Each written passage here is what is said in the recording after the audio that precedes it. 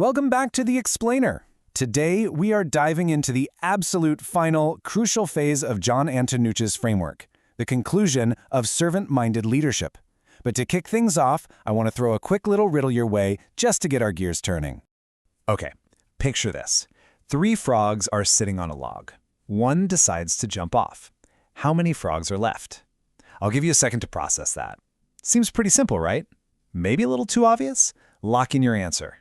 Well, if you said 2, you fell right into the trap. The answer is actually 3. Why? Because deciding to jump is fundamentally different from actually taking the leap. Deciding is literally just the first step. And honestly, this brilliantly highlights the exact spot where so many well-intentioned leaders just get stuck. It's the massive difference between people who just talk about leadership and those who actually lead. Which brings us right to Section 1, the intent versus action gap. We really need to move past the theory of leadership and into pure execution. Because let's face it, all the great intentions in the world mean absolutely nothing without action. To really hammer this home, the author shares a story about a young woman who had this massive dream to become a nurse. By the time she turned 20, she had mapped out this incredibly detailed plan. She was going to be working in a fast-paced hospital, caring for patients, completely changing lives. She had the passion, she for sure had the drive, and she had the entire blueprint. But when she turned 20, she wasn't working in a hospital. In fact, she hadn't even started nursing school. And it wasn't because she lacked the ability or even that she changed her mind. She simply never took the very first necessary step to begin. The intent was 100% there, but the action completely absent. It's exactly like that timeless Lao Tzu quote. The journey of 1,000 miles begins with one step. You can read literally every leadership book on the shelf. You can nod your head and agree with every single principle of servant-minded leadership. But if you don't take that first real-world step, nothing changes. Commitments don't change lives. Actions do. So what's one of the absolute most vital first actions an emerging leader can take? Let's look at Section 2, Seeking True Mentorship. When you're trying to pull these leadership theories into everyday practice, you really can't do it in an echo chamber. You need a guide. But there is a massive, game-changing distinction between a coach and a mentor. Think back to when you're in school. A teacher or a team coach is fantastic, right?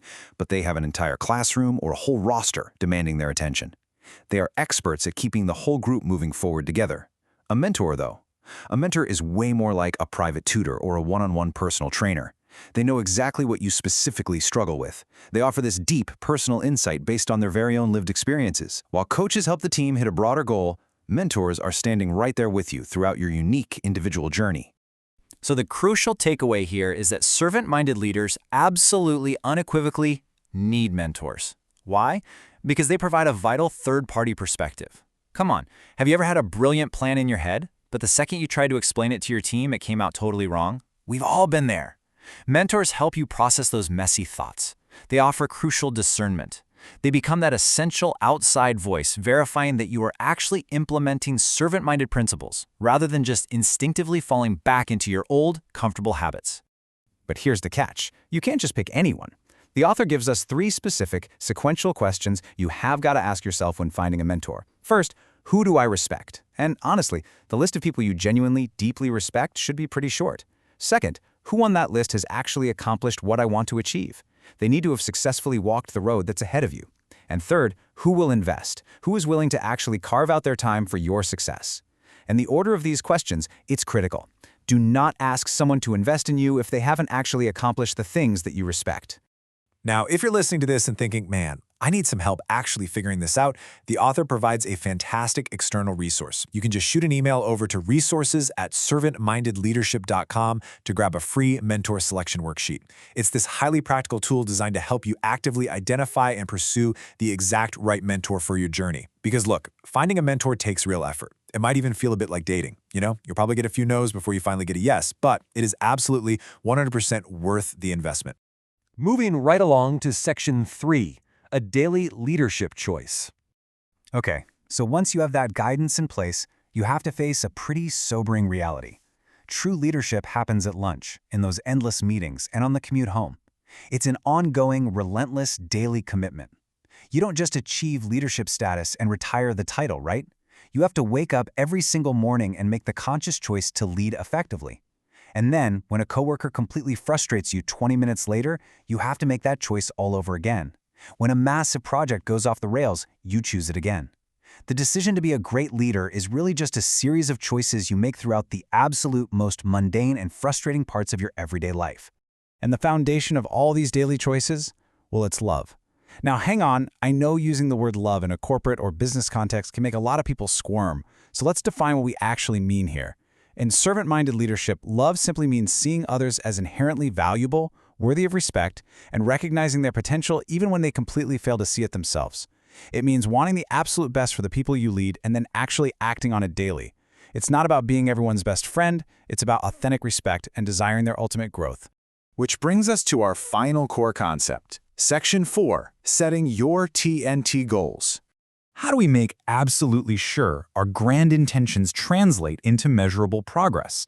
Vague intentions like, "Oh, I will really try to be better this week," simply do not work. Instead, the author introduces the TNT method for goal setting, and it is brilliant because it's so simple. First, your goals must be time-oriented. They need a hard, strict deadline. Don't say, "I'll talk to my staff eventually." Say, "I will have one meaningful conversation by Friday at noon." Second, they have to be narrow, meaning highly specific. "I want to be a better listener" is way too broad. "I will ask 3 open-ended questions in today's 2 p.m. meeting." Now that is narrow. And third, they must be temperate. They need to be challenging, sure, but realistically achievable. Don't commit to a one-on-one with 1,000 employees this week. Commit to intentionally connecting with one key team member per week. Time-oriented, narrow, temperate. Mahatma Gandhi once said, "The future depends on what you do today." And honestly, this perfectly summarizes the entire wrap-up of this framework. Your grand leadership legacy isn't built on what you plan to do next year or next quarter. It is built solely upon the immediate present actions you decide to take today. Your growth as a leader certainly doesn't stop just because you've reached the end of a book or the final slide of a training seminar. Which leaves us with the ultimate question. What step will you take today on your never-ending leadership journey? Are you going to be the frog that just sits on the log, deciding to jump? Or are you actually going to take the leap, go find that mentor, start making that relentless daily choice? Set a TNT goal before you go to sleep tonight. The journey is ongoing, and the time for action is right now. Thank you so much for joining me for this explainer. Keep growing, keep leading, and I'll catch you next time.